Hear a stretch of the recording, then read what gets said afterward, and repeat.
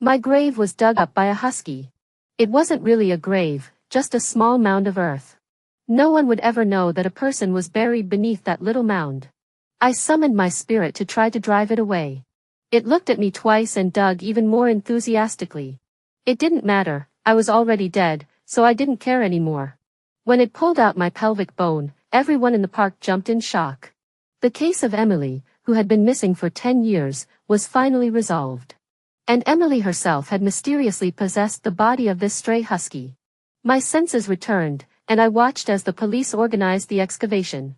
I was being comforted by a young woman beside me. "Good doggy, you did a great job today. I'll take you to eat some sausage later." Perhaps this body reacted to the word sausage. My tail was wagging wildly, and I was drooling at the young woman. Fortunately, the murderer had buried my identity information along with me. My parents, whom I hadn't seen in 10 years, rushed to the park. Margaret looked at the white bones covered in white cloth, knelt down, and burst into tears. My father remained relatively calm, holding Margaret tightly and supporting her. "Emmy, it's Margaret's fault for leaving you here alone for 10 years. I broke free from the young lady's grip and ran toward Margaret. "Woof woof woof, Mom, I'm here, don't cry." No matter how loudly I barked or how fast I wagged my tail, she couldn't understand what I was saying. I could only lick her face with my tongue. "You must be the one who found Emmy's puppy. Thank you so much." Margaret wiped away her tears and hugged my dog's head. Margaret's embrace was still so warm, making me feel at ease. The detective handling the case walked up to Margaret. "Please try to stay strong. We found Emily's remains, so the killer will definitely be caught. Thank you so much, Jack.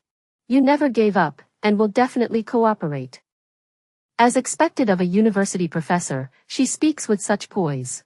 My father is still as elegant as ever, a true gentleman. My skeleton was quickly dug up. It's quite well preserved. Those long legs. The remains were taken away by the detectives for an autopsy. "Do you have an owner? Would you like to come home with me?" "Of course.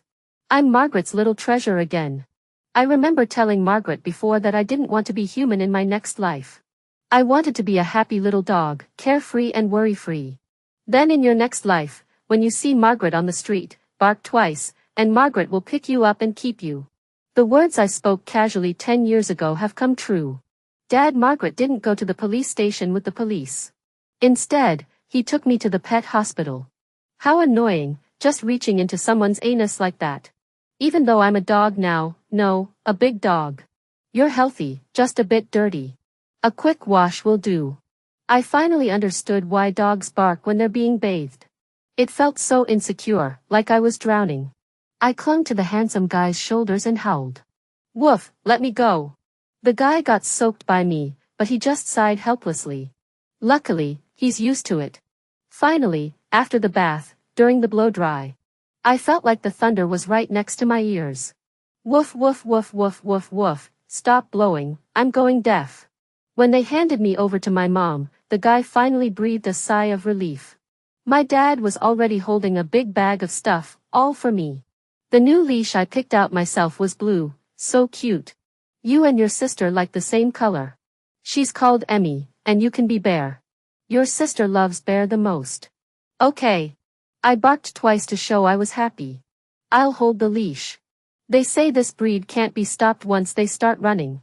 My dad looked at me seriously, afraid I'd drop his precious wife. Am I that kind of person? To make a good first impression on my dad. I was very well behaved on the way home, walking beside him without barking or running around. Neither of them was in a good mood, and the ride was mostly silent. Our home was still there, the Riverdale University faculty apartments. If I were still alive, I should have graduated from Riverdale University 5 or 6 years ago. 10 years ago, it was the height of summer. After the college entrance exams, I had planned to meet Ethan at the Hudson River Walk. Ethan was my childhood friend, and I intended to confess my feelings to him that day. I sat by the small river, holding my milk tea, feeling nervous yet filled with anticipation. The blue skirt hem fluttered with my unease. A van pulled up beside me. Before I could react, I was covered in the mouth and dragged into the car. Before I lost consciousness, I saw Ethan walking toward the Hudson River Walk from inside the car. He was smiling and holding a box of strawberries, my favorite. There were two men who tied me up. I didn't recognize either of them, and they never showed their faces. All I remember is that they took me to the woods and stabbed me repeatedly with a knife. Pain engulfed me from all sides. Until my last breath, I never knew what deep-seated hatred they harbored toward me that drove them to stab me dozens of times. Blame your own bad luck. The man in front of me plunged a knife into my heart.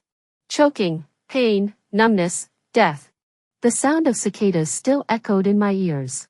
My soul departed from my body. They buried me in the forest, and I was trapped there with my body. Over the past decade, I've witnessed the development of Riverdale. The once remote forest has turned into a park. Every day, I play with the children and dogs in the park. Life isn't too bad. When I returned home, I let loose. I pulled out my favorite cushion from the corner of the wall and stepped on it firmly. It still felt the same. I'm back. Margaret said nothing, just smiled and patted me. Bear, go play by yourself. Margaret will go cook dinner for you. While one was in the kitchen and the other in the study, I quietly opened the door to my bedroom. My favorite thing was still the big brown bear on the windowsill, so soft. The room was exactly the same as before. I looked under the bed as usual, and the pile of novels about a domineering CEO falling in love with me hadn't gathered any dust. I gave up on the idea of taking the big brown bear and left the room. Just then, my mom called me to eat. The dog bowl was filled with dog food and meat jerky, crunchy and delicious. After dinner, I watched TV with my parents on the sofa. Watching the news after dinner was my dad's old tradition. Today, the remains of Emily, who went missing 10 years ago, were discovered at Riverside Gardens. The Emily case was a major sensation in Riverdale at the time. The police spent 2 months searching with a large force but couldn't find her, and many civilians also joined the search voluntarily. Now, 10 years have passed, and the once living girl has become nothing but bones. According to the police, Emily suffered multiple stab wounds before her death, with several knife marks on her bones. This doesn't even include the wounds that didn't penetrate the bone, showing how brutal the killer was. Oh no, my mom is going to cry. When I turned around, my mom was already crying on my dad's shoulder. My usually calm dad was also wiping tears from the corners of his eyes. Knock knock knock. There was a noise at the door. It was Ethan. Uncle and Auntie, I just saw the news about Emmy. Wow! Ethan is even more handsome now. I love him even more. I jumped into his arms and wagged my tail enthusiastically. Woof woof woof, handsome guy, kiss me, handsome guy. What's this? It's Bear who found Emmy. After saying a few words, Ethan took me out. I'll take him for a walk. The elderly couple needed some time to vent their emotions. Ethan led me to the Hudson River walk and sat down where I had waited for him earlier. At that moment, he couldn't hold back anymore and buried his head between his legs, crying. I sat beside him, but when he didn't respond after a while, I crawled into his lap. I licked the tears off his face. They tasted so salty. His eyes were red, and he looked so vulnerable. But humans and dogs are different. It was all a mistake.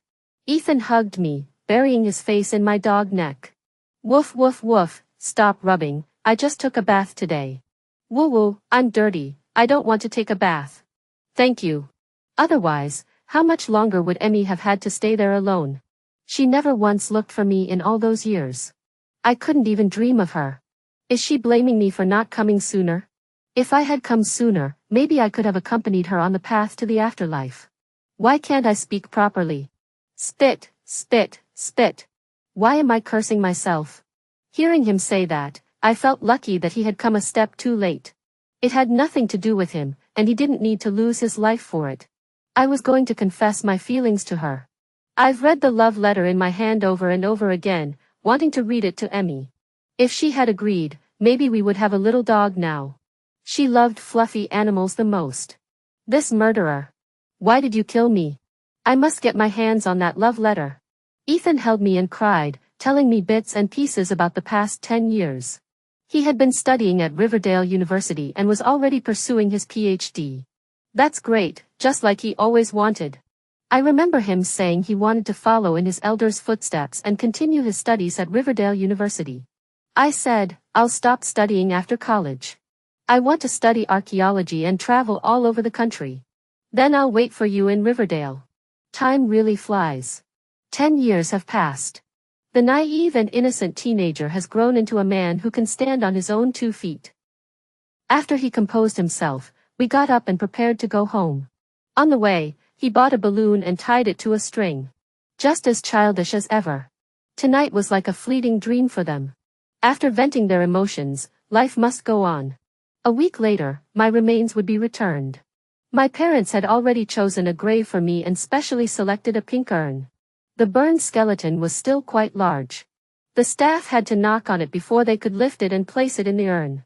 My physical body in this world had completely vanished, and I suddenly felt a pang of sadness. Ethan was there too, holding my urn the entire time. He only let go when we reached the grave. There were many people who came to send me off, and I didn't recognize most of them. Suddenly, a familiar scent filled my nostrils. It was the killer's scent. The summer cold bit like a poisonous snake. It was fragrant, the perfume scent as intense as it had been 10 years ago. I had become a dog, and the scent was even stronger now. I raised my dog's head and looked at everyone, many of whom I didn't recognize. Xiaoya, rest in peace. Maybe Xiaoya has already started a new life. Please don't grieve too much, teacher. Everyone was reciting eulogies, urging my parents to stop dwelling on the past and let go. Rest in peace. The man in the suit placed a white rose on my urn. I looked at him intently. His voice and scent matched those from 10 years ago. This time, I finally saw his face clearly. He was dressed in a well-tailored suit, clearly a wealthy man.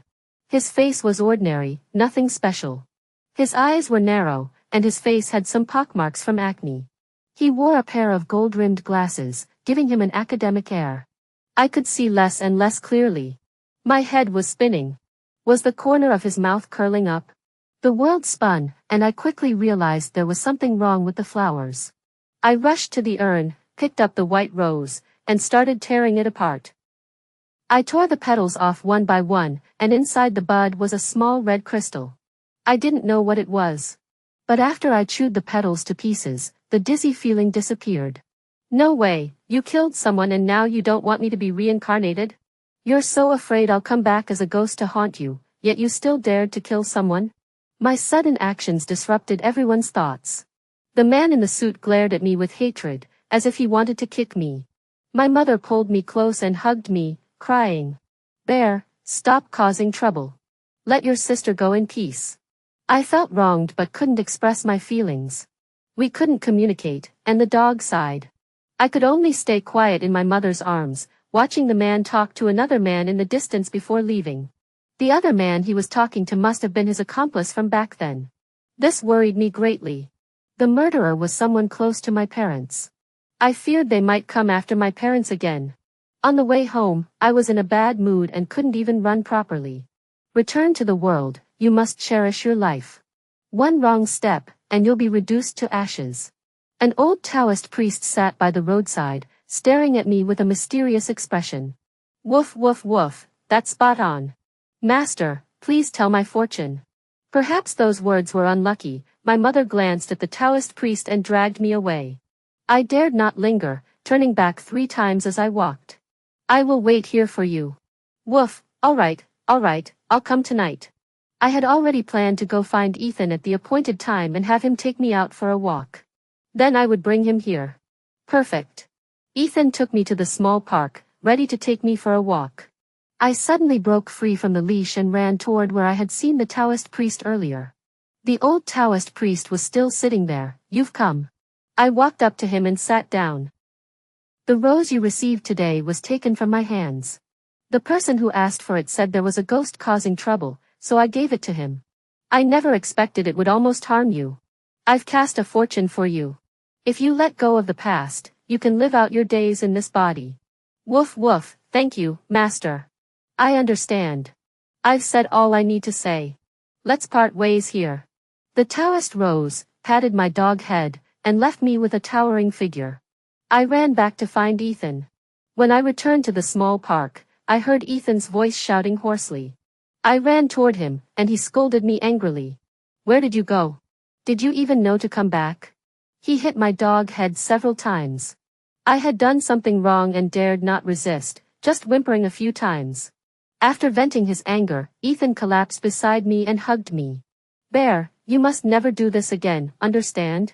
What would we do if you disappeared?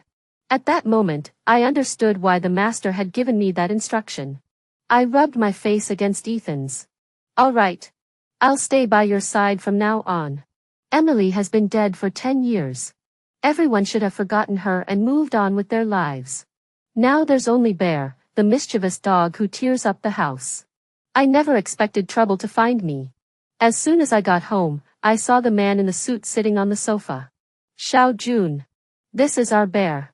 Bear, come say hello to Uncle. Every time someone comes over, I have to put on a show. I reluctantly went over to greet him. Woof woof woof, may you get fired from your job, get hit by a bucket when you go out, have everything go wrong, and end up alone with white hair. The more I thought about it, the happier I got, and I barked even louder. My dad didn't understand what I meant and was still showing off to the man in the suit. Look how much our Bear likes you. He's greeting you so enthusiastically. That's not it. Dad, don't misinterpret my meaning. The man in the suit smiled. The teacher taught you well. Teacher. This pervert is my dad's student, and he's acting pretty good. After my dad left, the man in the suit walked over to me. He gently stroked my dog's head, smiling without any warmth in his eyes. Do you know how the person you dug up died? I stabbed her so many times I can't even remember. You chewed up the flowers I gave her today, and I'm really angry. You can't be so naughty anymore. I don't bite dogs.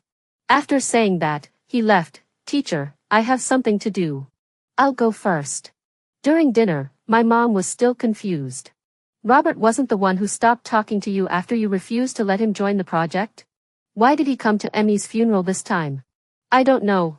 Maybe he's matured now and realizes how childish he was back then. Only I knew the truth. Ethan was already 28 and still didn't have a girlfriend. Mrs. Clark was desperate and complaining to my mom, while I listened in on the gossip. What kind of girl does he like? I've introduced him to every girl in the neighborhood, but he doesn't feel anything for any of them. So, when Ethan took me for a walk, I brought him to the girl who had been secretly watching him every day. I kept pushing him toward her, trying to create an opportunity for them.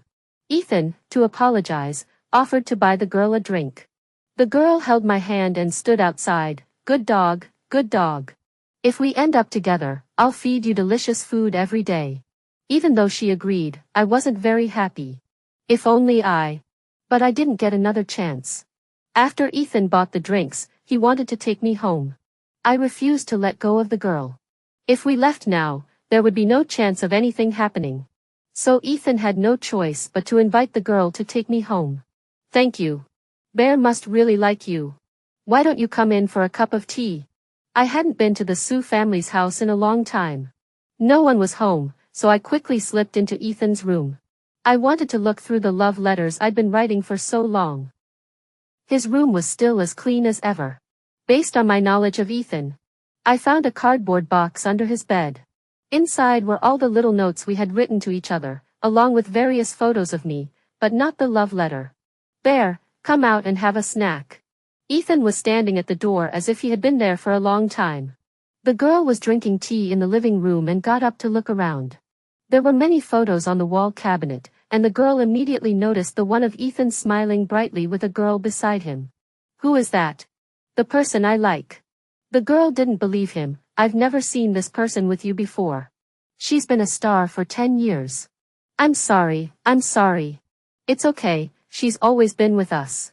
My matchmaking plan was completely ruined. But my mood improved, and I clung to Ethan to play with him. When my dad came to pick me up that night, there was another person with him. Someone I knew well, Victor. He was my dad's student and had often tutored me and taken me out when I was in high school. I really liked him, in a brotherly way. The scoundrel immediately abandoned Ethan and stuck to Victor. Teacher, any progress on Emmy's case? Jack has been investigating. We trust him. It's been 10 years. Can the killer still be found? The net of heaven is wide but does not miss anything. If someone did it, they must have left traces. Emmy is definitely helping us from the afterlife. I didn't stop making things up. Victor nodded, looking deep in thought. Hey, Now that you mention it, I remember Jack telling me that the van from 10 years ago was caught on camera. He plans to check the surveillance footage from the park over the past 10 years to see if the killer ever came back. My dad mentioned it with a hint of excitement, saying that this decade-old cold case might finally be solved soon. I didn't expect the teacher to persist for so long. Of course. Emmy is our daughter we've raised for 18 years. Even if it takes 30 years, as long as I'm still alive, I'll keep searching. My dad's emotions were running high. Victor patted my dad on the back to calm him down. That's good. I never expected my dad's words to come true so soon. Surveillance footage showed that someone had been going to the park every year, sitting on the bench where I was buried, staying there all afternoon. That person was Robert.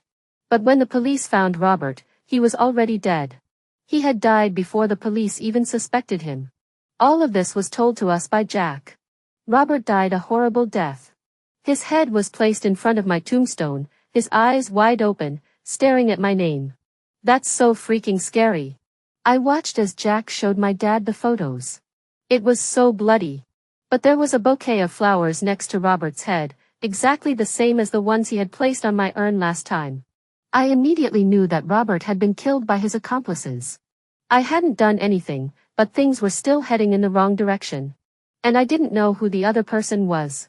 After everyone left, my dad suddenly deflated. No wonder he was being so friendly last time. I thought he had matured, but it turns out he was just feeling guilty. As he spoke, my father wiped away tears, his voice filled with sorrow. My Emmy was killed because of me. This truth was too much for my father to bear, and he couldn't recover for a long time. It was Margaret who hugged him, finally calming him down. My father spoke in broken sentences. 10 years ago, my father had a national project, and Robert wanted to join. But my father felt that Robert's academic achievements weren't up to par yet, so he refused. Unbeknownst to us, a few days later, Robert joined another professor's project. Thanks to that project, he became wealthy and successful. I lay in my father's arms, listening quietly to each and every detail. That night, my father went to bed early and didn't watch the news. This worried me greatly. Would this old man do something reckless? I could only lie at the door of the master bedroom, listening carefully to the sounds inside. As my consciousness grew hazy, a pungent smell of blood filled my nostrils, mixed with the sweet scent of perfume. This stirred my bloodthirsty desires, and restlessness followed. The slightest sound at the door made my nerves tingle. Woof, woof, woof. I began to bark wildly. The sound echoed throughout the entire teacher's apartment. My mother came out of the room. Bear, what's wrong?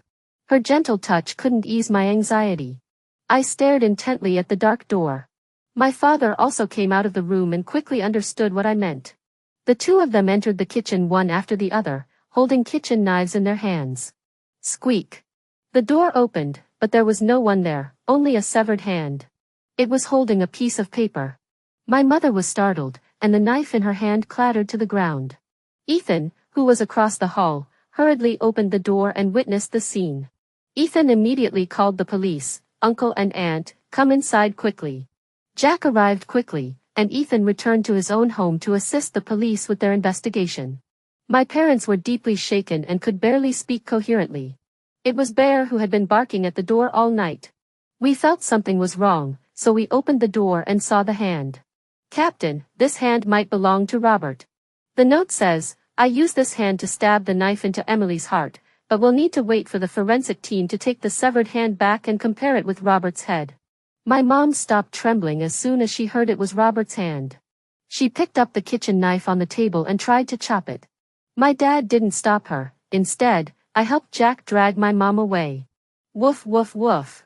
Calm down, calm down. Thanks to Jack's intervention, my mom didn't succeed. The look in Jack's eyes carried a hint of displeasure. There was nothing else to ask, so we could only cooperate with the testimonies of other residents in the apartment building to determine the time the killer arrived. The detectives started checking the surveillance footage immediately, but the school assumed that the residents of the teacher's apartment complex were of decent character, so there was only one camera. It was directly facing the hallway. By the time I woke up, Jack was already briefing my dad on the situation. The killer likely came from the small forest behind the apartment complex. He was wearing a baseball cap and a mask, so his face was unclear, but his build matched one of the two suspects involved in Emily's abduction 10 years ago. He was muscular, arrived at 1 a.m. carrying a backpack, and left within 2 minutes. Jack's expression grew serious. I suspect the Emily case was committed by someone you know. You may now be in danger as well. My father slammed the table so hard it shook. He dares to come back. If he dares, the kitchen knives in our house haven't been sharpened for nothing. That slam probably didn't scare the killer, but it certainly scared me. I shuddered and snapped back to reality. So far, everyone only knows that Robert is dead, but no one knows where his body is. However, I thought of a place. That night, Ethan drove me to the Riverside Park. It seems that handsome men and dogs think alike. We're both highly intelligent beings. Wait, no, I'm a dog. I led him to the spot where I had been buried. With every step I took, I became more certain that Robert was there, as his scent was already overwhelming. There was a white rose on the empty ground in the park. It seemed to have absorbed enough nutrients and had already bloomed into a vibrant red flower. It was extremely beautiful, emanating a dangerous aura. I ran over and plucked the white rose. I started digging the soil. I have a natural talent for digging, so the soil flew out quickly. Combined with my nose constantly sniffing around the soil, Ethan's shovel wasn't even needed. When I dug again, my mouth brushed against a piece of soft, rotten flesh. When I realized I had brushed against Robert's corpse, I had already run to the side and started vomiting. My dog's body trembled with each retch. The corpse had already rotted, with maggots crawling on it. At the thought of it, I wanted to vomit everything I had eaten yesterday.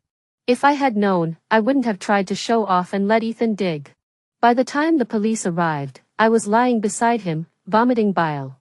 I looked like I was on the brink of death. Jack watched us causing such a commotion and grew angry. Don't you know how dangerous this is? The dog getting hurt is one thing, but what if something happens to you? A dog's life isn't a life. I sprang back to life, stood up, and bumped into Jack several times. All right, if something happens to you, it's a big deal. Under my fierce attack, Jack couldn't hold his ground. I proudly shook my dog head and walked away. Actually, I just lay there feeling emo. Ethan apologized to Jack properly and was let go. I sat in the passenger seat of Ethan's car, staring longingly at the buildings on the road. When we arrived at the pet store where I had my first bath, I banged on the car window. Woof woof woof. Hurry up. Let me out to take a bath. Hurry up. Ethan patted my dog head and laughed. You can dig your own way out. Faced with his mockery, I had no strength to argue. All I wanted was a bath. When the guy saw me again, he sighed helplessly. This dog doesn't need to be bathed so often. It was just bathed half a month ago. It's not that bad. He was about to send us away. I hugged the young man's long legs and started howling. Woof woof woof, I want to bathe, I want to bathe. It got a bit dirty today.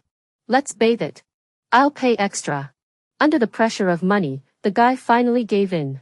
Half a month later, I was once again clinging to the guy while he was in the bath, whining. But while whining, I didn't forget to open my doggy mouth wide. Woof woof. Brush my teeth, handsome. Brush my teeth. The guy brushed my teeth several times before I was finally satisfied. After the bath, I was a brand new dog again. Boss, what's this? Ethan picked up a bell outside and took a look. This is a pet play button.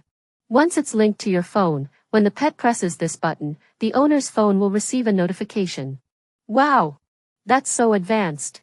Technology has advanced so much in the past decade. The last time I saw Ethan's phone, I didn't know how to use it. After all, when I died, my mom was still using a flip phone. 10 years ago, when I asked Ethan to go out and play, we used a landline phone. I was curious, so I jumped over to Ethan to take a look. I'll buy you one, Bear. If you want to play with me, just press it. I wagged my tail wildly, staring at the button. A new toy. With the help of the delivery guy, Ethan successfully linked the button to his phone. In the car, I couldn't help but start playing around.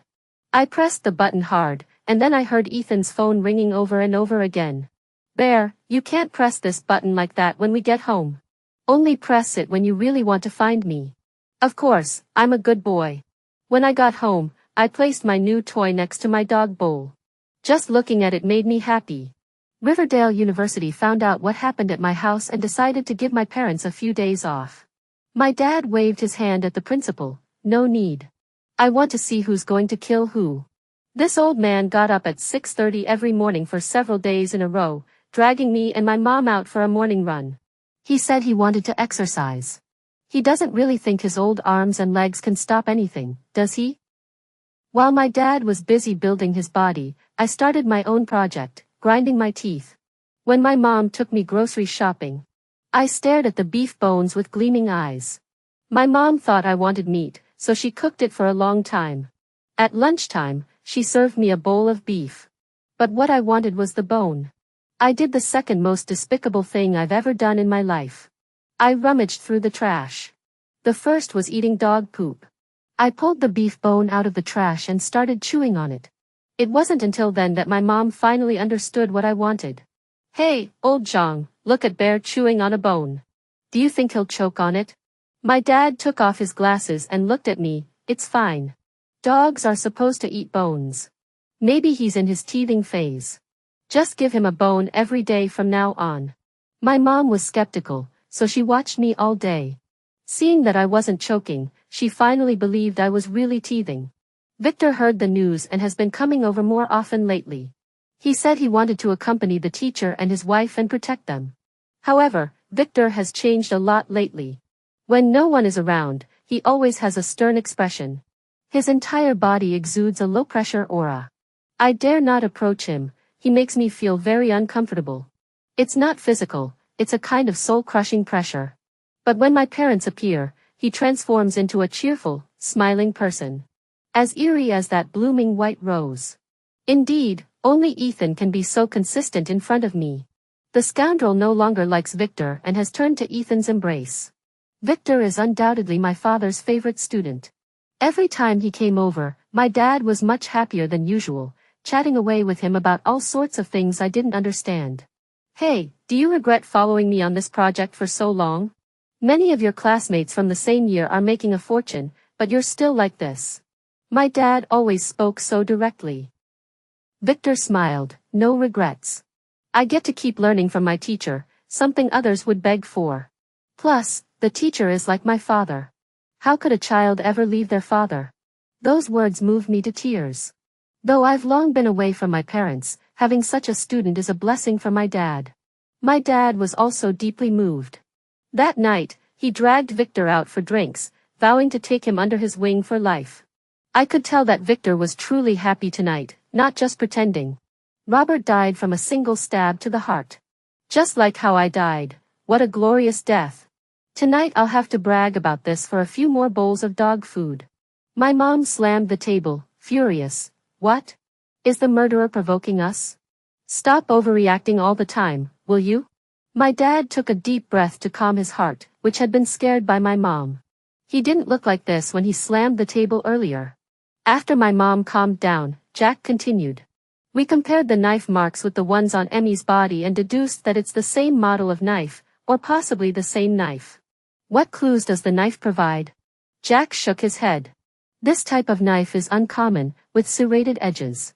We contacted all the manufacturers in Riverdale and confirmed that this knife was custom-made 10 years ago, with only 2 ever produced.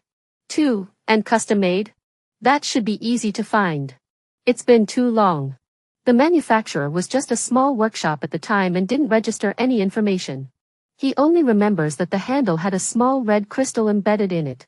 Now that you mention it, I think I remember something. I did see a flash of red before I died. I thought it was blood. The killer hasn't been found yet, so Jack sent someone to monitor the teacher's apartment 24/7 to ensure our safety. This killer is cunning and clearly familiar with Riverdale University. So the suspects have been narrowed down to Riverdale University students who had connections with Robert 10 years ago. My father looked at Victor's name on the list. It couldn't possibly be him. He's been with me for over a decade. He's honest and reliable. It's just suspicion. It won't hurt to investigate further. The accusations seem to imply we were overthinking it. It's been nearly 10 days, and the killer hasn't shown up again. Like a midnight ghost, coming and going without a trace. Unable to make any progress at Riverdale University, the police shifted their focus to Robert's murder. With surveillance so advanced nowadays, especially in the neighborhood where Robert lived, it was like a spy thriller.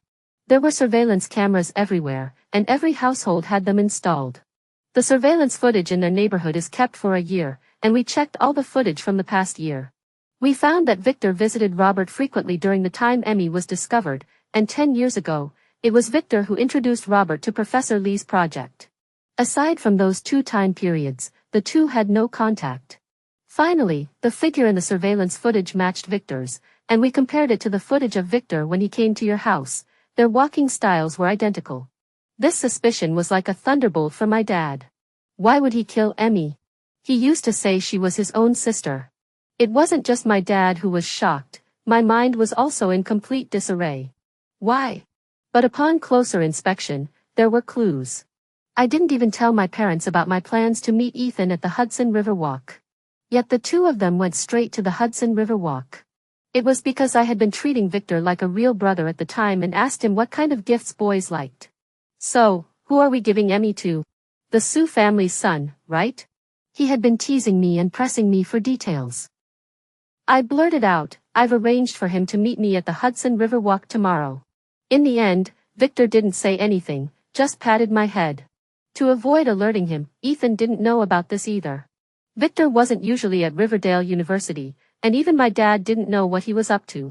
Last time the police were looking for him to ask about the situation, they searched for 2 days and couldn't find him. In the end, he came to them on his own. Jack and my dad decided to arrest him on the day of the school festival. The school celebration venue was crowded, so the police disguised themselves as security guards to maintain order.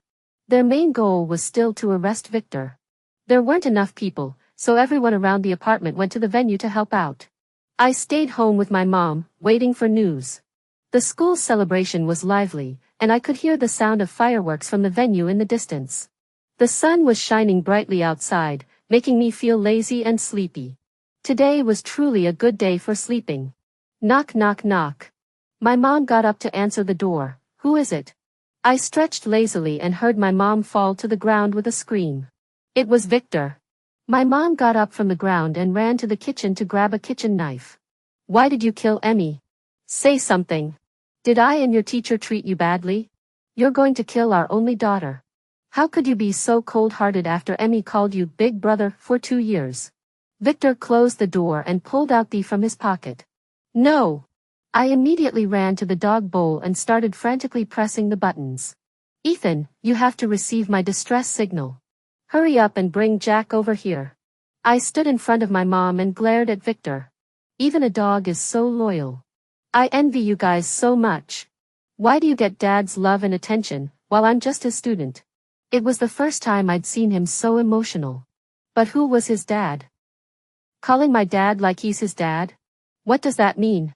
Are you bullying me because I can't speak? My mom was also confused. What are you talking about? I thought that once Emmy died, I would be Dad's only child. Why can't you let go even after she's been dead for 10 years? We could all have better lives. Are you crazy? Even if Emmy has been dead for 10 years, she's still flesh and blood from my body, a child I raised with so much effort. How could we possibly let go? I must be crazy. That's why when Dad said he had to find the killer, I wanted him to find them. I know that even if I kill Robert, I won't be able to escape, but I just don't want to let Dad down. This left me speechless. Even though I trust my dad completely, I still doubted him for a split second. Is Victor my father's illegitimate child? Why would Dad abandon me and Margaret for you? Today, I'm going to see what magic you have that can destroy someone else's family. Is he living in a different world from me? I've heard the story of how my parents met countless times. They were childhood sweethearts who grew up together. They attended the same elementary school, middle school, high school, and even university, never apart. How could my dad have time to have a child with another woman? After hearing his story, my mom and I were completely clear. Emily was killed by a psychopath and a jealous man working together. Suddenly, the sound of sirens came from downstairs. It must be Ethan bringing Jack.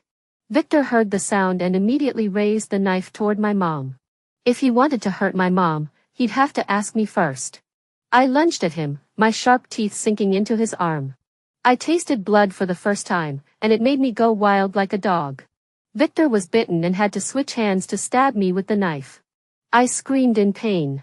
That's when Victor's hand was free again. He kicked me, sending me flying toward the dining table. Bear! Ah! That cut really hurt. But Victor walked toward my mom. I didn't care about the pain. I got up and stood in front of her. My mom saw I was injured and aimed the knife at Victor. Victor didn't flinch, he charged forward. My mother swung the kitchen knife wildly, cutting Victor's hand. I took the opportunity to tackle Victor to the ground and bite him. He seemed to have gone mad, stabbing me repeatedly with the small knife. Just like 10 years ago. I did not die in this body, not even in the same way. But this time, I died in Margaret's arms. Her tears were hot and burning, as warm as sunlight. In my final moment, I saw my father and Ethan rushing in. It's good. I successfully protected Margaret. It's just that this time, I died in front of you, seeing all your tears. 13, Sequel. Jack watched the scene unfold, quickly raised his gun, and walked over to Victor, cuffing him. Victor didn't struggle, even reaching out his hands voluntarily. But his gaze never left the teacher. Victor had grown up with his mother, who had always told him that their current poverty was all because his father had abandoned them. His childhood was miserable, with his mother either beating or scolding him. When he was admitted to Riverdale University and became the teacher's student, the teacher reminded him of his father.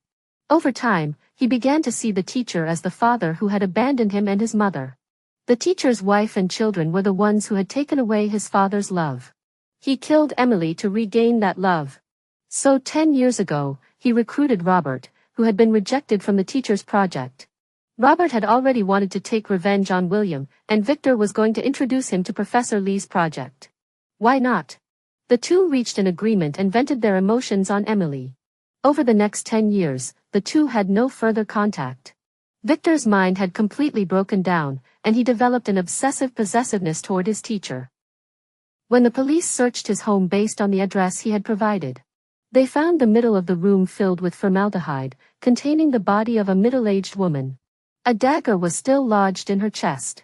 This middle-aged woman was Victor's mother. The first person he had ever killed was his own mother. When he stabbed his mother with the knife, he knew he had already lost his mind. But he felt an inexplicable excitement. This way, his mother could stay with him forever, listening to his troubles and comforting him. Ethan's extra story. 10 years ago, when Emmy asked me to go to Hudson River Walk, I was very excited. I thought that since I had just finished the college entrance exam, it wouldn't be too early to confess my feelings. It was a hot day, and the noisy cicadas seemed to be singing a song. Passing by the supermarket, I saw strawberries neatly arranged on the shelves, looking very delicious. Emmy would love them. On the way there, I kept imagining the wonderful days ahead and humming a tune. A van zoomed past me, bringing a gentle breeze. But when I reached the riverbank, all I saw was spilled milk tea scattered on the ground. Emmy! Emmy! I thought she had fallen into the water and rushed down the embankment to check. There was no sign of her having been there. I rushed home, worried that Emmy might have come back because she had waited too long. Auntie was watching TV at home and said Emmy hadn't returned.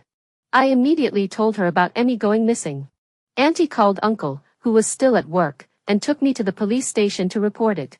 She's been missing for less than 24 hours. Go home and wait. Maybe she just ran off to play. My aunt was very worried, saying that Emmy was always a good girl and wouldn't do such a thing. Plus, milk tea was her favorite drink, she wouldn't have thrown it away. Coincidentally, Jack was free at the time and agreed to help us look for her. We searched all day with Jack but found no trace of Emmy. The police finally realized the seriousness of the situation and began checking surveillance footage. We went through several days of surveillance footage, and the aunt waited at home for days for a call. Finally, we spotted Emmy on a national highway. She had been taken away by a van. I suddenly remembered seeing that van. It had left right beside me. It turned out I had been so close to Emmy at the time. I wished so badly it was just a regular kidnapping case. Then I would still have a chance to save Emmy. But there was no word from her. During that time, Uncle basically stopped taking care of the students. He spent every day eating, sleeping, and searching for Emmy. We searched every corner of Riverdale, but we couldn't find Emmy. 2 months later, we slowly came to terms with the fact that Emmy was really gone. Over the past decade, I've often dreamed about the two strangers who took Emmy away. I chased after them, begging them to return Emmy to me. But every time, they just looked at me, got into the van, and drove away. At first, I even considered jumping into the river to follow Emmy. But every time I saw my mother crying and begging me to let go, it felt like a rope dragging me back to this world. I kept the promise I made to Emmy. I'd been waiting for her at Riverdale University. I admit that when I saw the news about Emmy's remains being exhumed, it felt like a lifetime ago. I saw the dog that dug up Emmy. Its name was Bear, the same name Emmy loved. I couldn't vent my emotions in public, so I could only hold it. When Emmy was buried, I held it with endless selfishness. I also placed the love letter I had written to Emmy 10 years ago inside. I noticed that Bear resembles Emmy.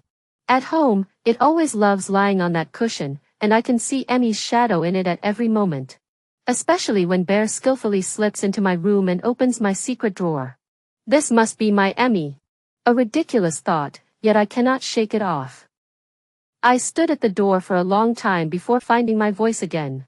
Bear, come out and have a snack. I dismissed the unwanted attention it had brought me. I started playing Detective Conan on TV, her favorite anime. I began with the episode she had watched 10 years ago. It curled up in my lap, watching intently. I felt like I could see joy, anger, sorrow, and happiness on a dog's face. How wonderful. Emmy was back by my side once more. I felt content. But fate is cruel, and the murderer emerged. Emmy's life began to stir once more. The severed head at the grave, the severed hand at the door. The murder from 10 years ago was connected to the present. I pondered whether the murderer had replicated the actions from 10 years ago after killing Robert. That evening, I took Bear to the Riverside Park. Sure enough, Robert's body was scattered here. Buried where Emmy had slept for 10 years. It was disgusting. Bear scratched Robert's body while digging. I watched it vomit beside me, and for a moment, I thought I could see Emmy growing up. She was still as playful and lively as ever. On the way back with Bear, I watched it press its face against the car window, looking out.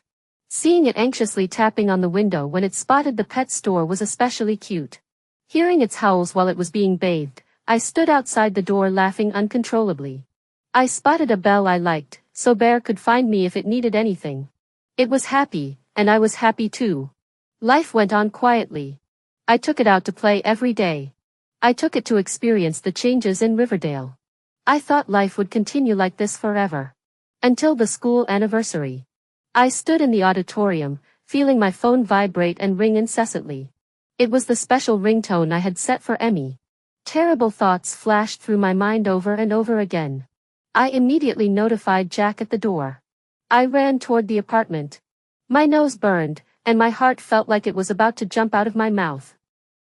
I couldn't hear anything, but I kept shouting Emmy's name over and over in my mind. But I was still too late. The living room was in shambles, with bloodstains scattered everywhere. I lost Emmy once again. My legs gave out before I could stand, and I collapsed onto the ground. I stared blankly as Emmy closed her eyes. I closed my eyes too, and the tears flowed uncontrollably. Silent chaos. Emmy died at the hands of her beloved Victor. 10 years ago, and now again. How absurd. An unhappy childhood ruined the lively and cheerful Emmy. It destroyed my life and my hopes. Love letter. Dear Emmy, according to our father Margaret, we have known each other for 18 years. My life has never been without you, and I do not want my future to be without you either. Actually, what I want to say is that I like you. It seems like the world becomes more vibrant and colorful whenever you appear. I do not know what it is about you that I like, but every one of your movements captures my attention. I think that is all there is to why I like you. The moon always orbits the earth, yet it never grows tired, bringing light to the earth's darkness. Compared to the sun's brilliance, the moon is always cool and serene. So will you be with me? Will you accept my dullness and slow pace, and let Ethan become Emily's Ethan, and spend the rest of our lives together? I'll be your moon, waiting for you in Riverdale forever.